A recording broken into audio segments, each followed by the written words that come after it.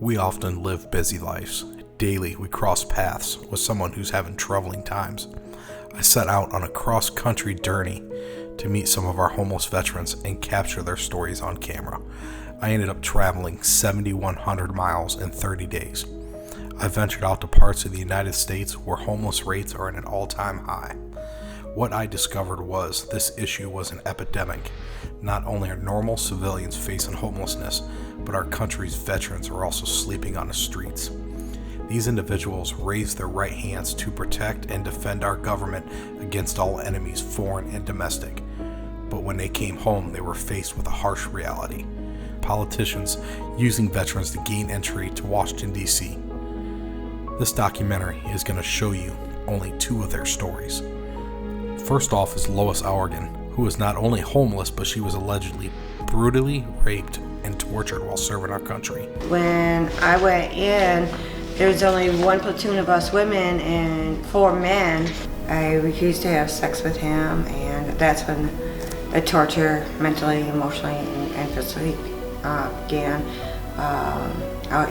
I was raped. I was constantly being tortured by him and his other cronies. After asking her questions about her military service, I then turned to her homeless epidemic story. Here's what she said. Worked, went to school, took care of my mother.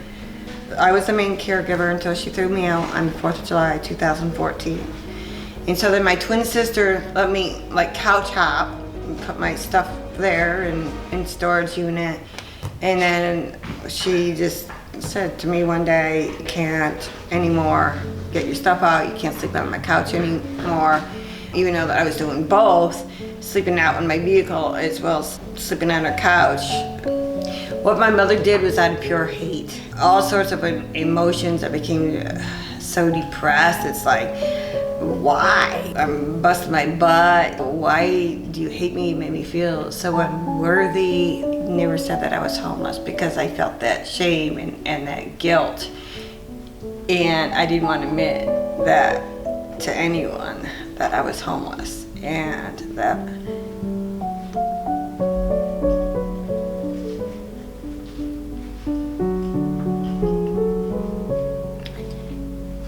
I couldn't afford a place of my own. I couldn't.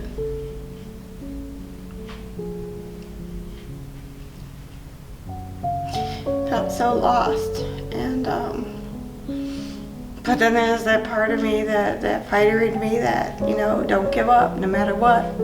Today's a brand new day, and you put one foot in front of the other, and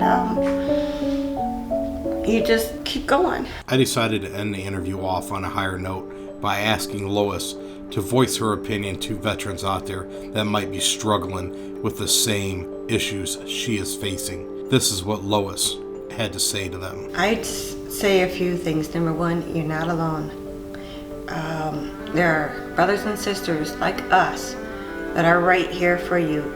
There is no shame, number one, to cry.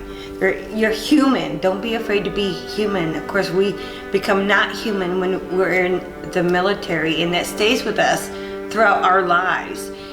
But know that, number one, you're not alone. I mean, we love you, and there is no shame to asking for help, because Lord knows we are the helpers. But there's definitely no shame in saying, "Hey, I need help. Hey, I need to talk. Hey, I need to cry." It's okay. Next, we meet a gentleman who was almost forced onto the streets for something he could not control. Conrad Moore was involved in an accident while traveling to college classes one day. The accident put him in the hospital, and since he could not attend classes, the United States government demanded their money back. I'm a Army veteran.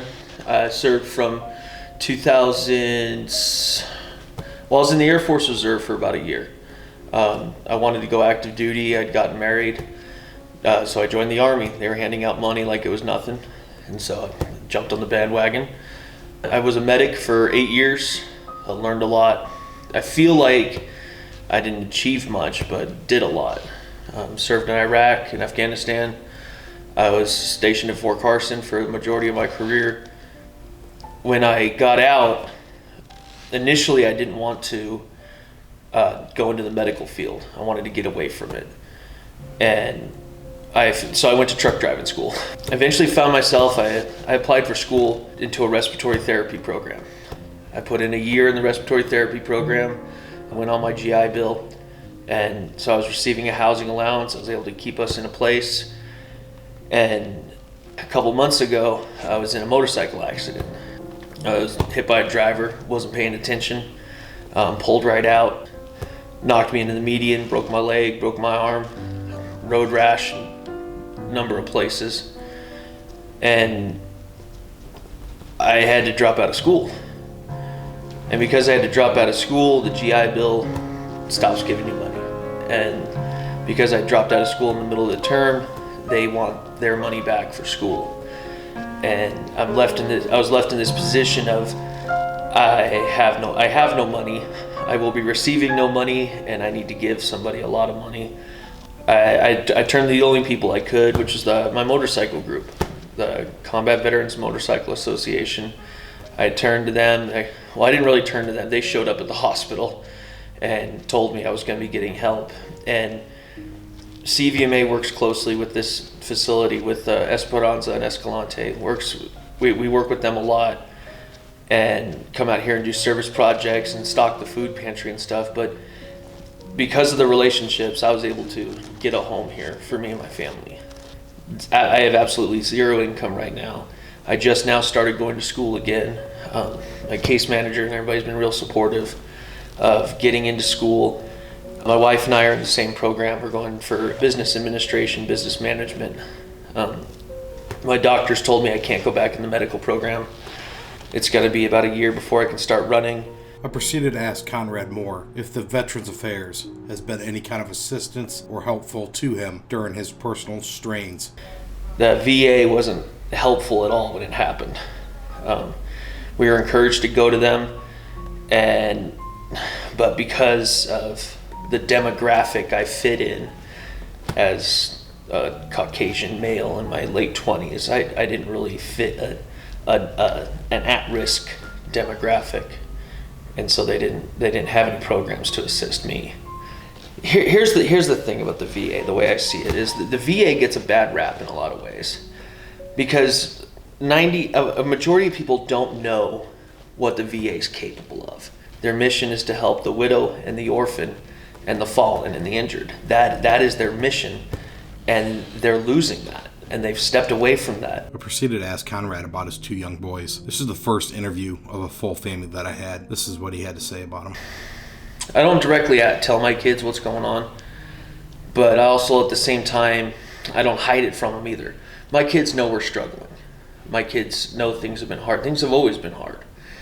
An E4 in the Army with at one point I had 3 kids. E4 in the Army, and you want to talk about how far a dollar can stretch? I can stretch $1. And we've been through a lot of hard times. I mean, we went through 2 deployments as a family, and I lost a daughter to brain cancer while I was in the military, and we went through that as a family. So my kids, my wife, we know hard, and my kids don't dwell on it. My kids are the most incredible people you'll ever meet because they're little jerks with absolute attitude issues. But if you ask anybody that knows my kids are the most wonderful, respectful, amazing kids.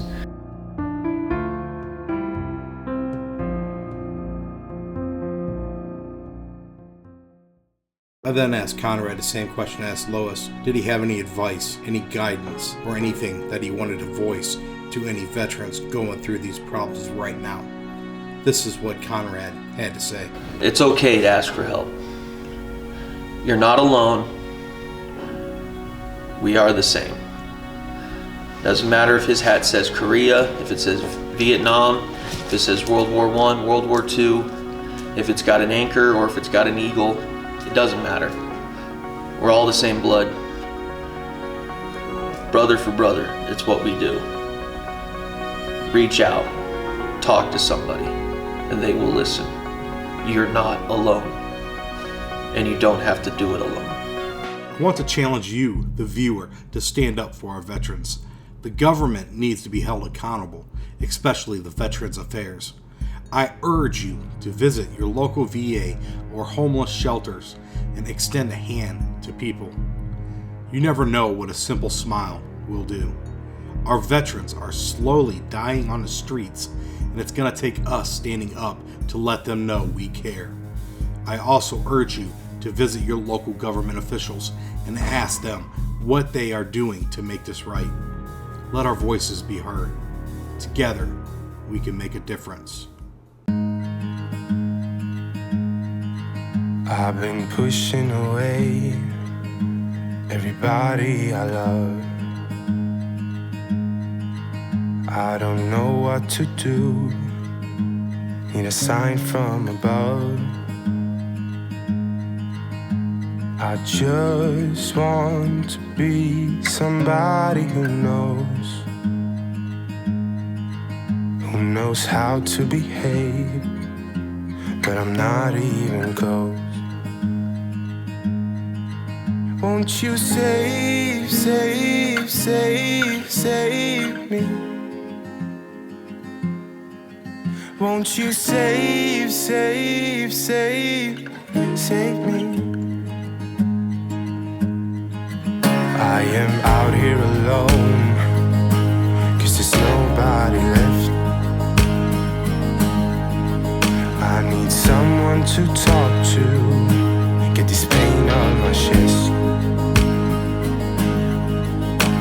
All the bad things I've done and the people I've hurt.